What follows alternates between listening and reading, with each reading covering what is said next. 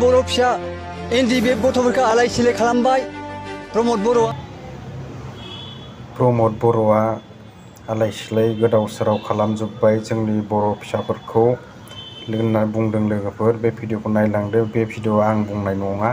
भिडिअखौ नायलांबानो नोंथांमोना नुगोन आरोना। भिडिअनि गेजेरजों नायना बुजिबानो जाबाय। नायलांदो बिदिब्ला।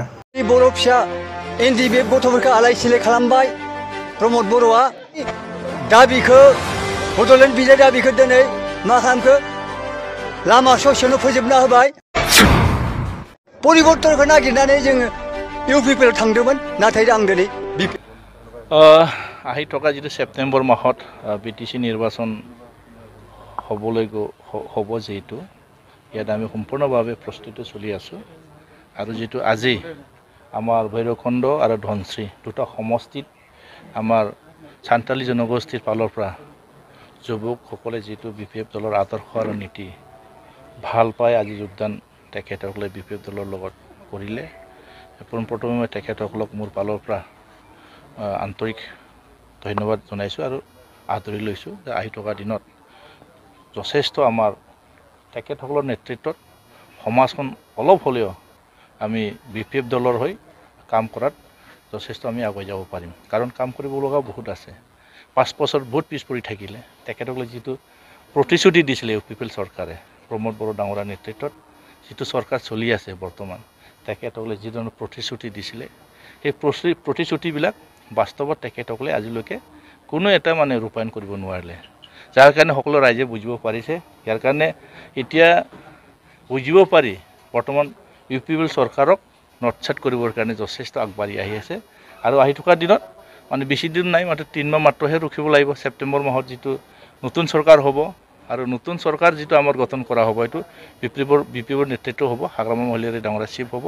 এই সময়ত আমি যিমান পাৰে আমাৰ যিটো প্ৰতিশ্ৰুতি ৰাইজক যিটো আমি আশা দিছোঁ সেই আশাবিলাক আমি বাস্তৱত আমি ৰূপায়ণ কৰিম। BPF দলৰ পৰা আন দললৈকে BPF দলৰ ওপৰত কিবা প্ৰভাৱ পৰিছে নেকি? ৰাইজৰ এইটো বিচাৰৰ ওপৰত নিৰ্ভৰ কৰিব। নেতাটো কোনোবা যাব, কোনোবা আহিব।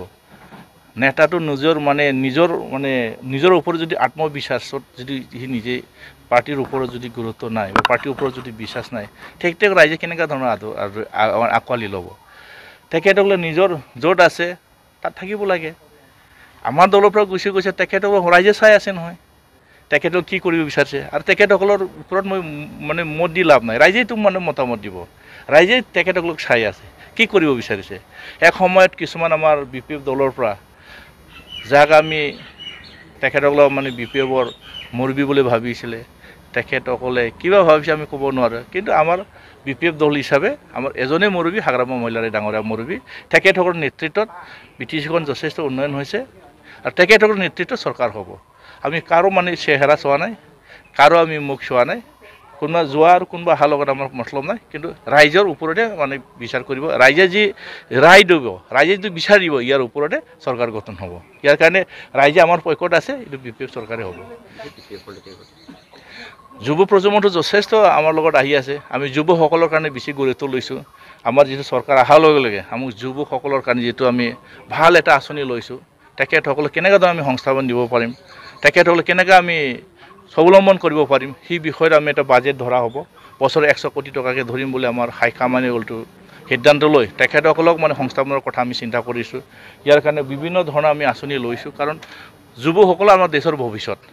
ইয়াৰ কাৰণে যুৱকসকলক আমি বেছি গুৰুত্ব দিছোঁ আৰু বাকী যথেষ্ট আমাৰ মহিলাসকলক আমি গুৰুত্ব দিছোঁ, বয়োজ্যেষ্ঠসকলক আমি গুৰুত্ব দিছোঁ, শিক্ষা দিশত আমি গুৰুত্ব দিছোঁ। মাটিৰ বাৰীৰ আমি সমস্যা যিমান পাৰে সমাধান কৰিবৰ কাৰণে আমি গুৰুত্ব সহকাৰে দায়িত্ব লৈছে। কাৰণ 6 শিডিউলৰ গণ্ডিৰ ভিতৰত আমাৰ যিটো BTC চুক্তিৰ যিটো ধাৰাৰ আমি এইবিলাক চুক্তিবিলাক ৰূপায়ণ কৰিব বিচাৰি আছোঁ আৰু সকলোকে শান্তিৰে সেই BTC অঞ্চলত বসবাস কৰা এটা পৰিৱেশ আমি সৃষ্টি কৰিব লাগিব। Thank U.